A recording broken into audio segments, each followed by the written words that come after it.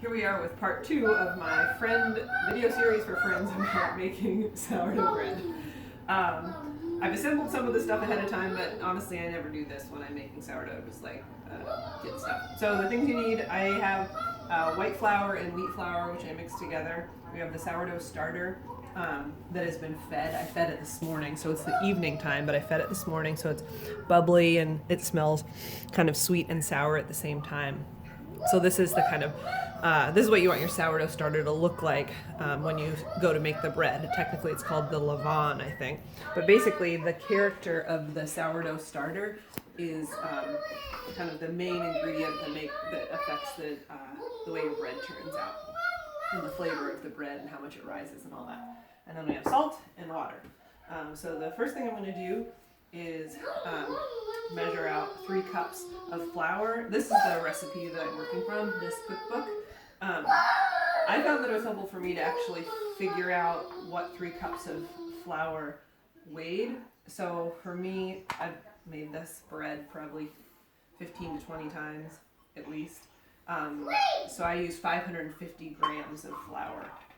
So I'll measure that out.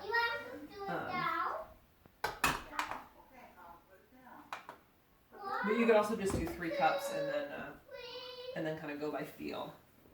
So I'm going to do 2 of the cups as white flour, and then 1 of the cups is this wheat, this 85% wheat that I got from Linford of Alaska. So we're at 540, 550. Okay. Then you need a tablespoon of salt. This I don't weigh out, but you could. And then just mix that together a bit.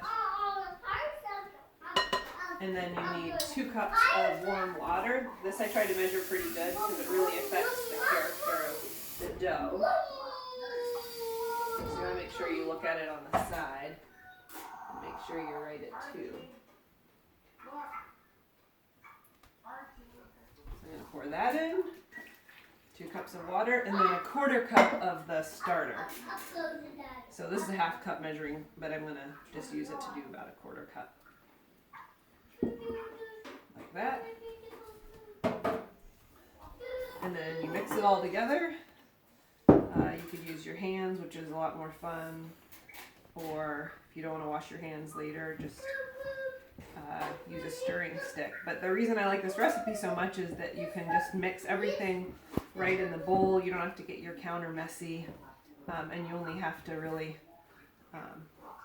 plan around the end of the bread baking. Like this takes about 10 minutes, and then you can set it for the night. So I'm going to bake this bread for dinner time tomorrow, and I'll start doing the folds kind of in the early afternoon, and that'll be a different video. But okay, now come and look at this texture of this dough. So it's pretty soft. It's like it's a pretty wet dough, but we're just going to leave it like that, and I'm going to cover it. And I'm going to walk it over here and put it in the warmest place in the house. Come on up here. And I've been nestling it in our snow pants up there, and I think it sort of insulates it a little bit. So then you let this sit for anywhere between 7 and I think 18 hours. I usually do around 12 hours. And then you need to account for about 4 hours of folds, which is very hands-off. You're touching the dough like once every hour.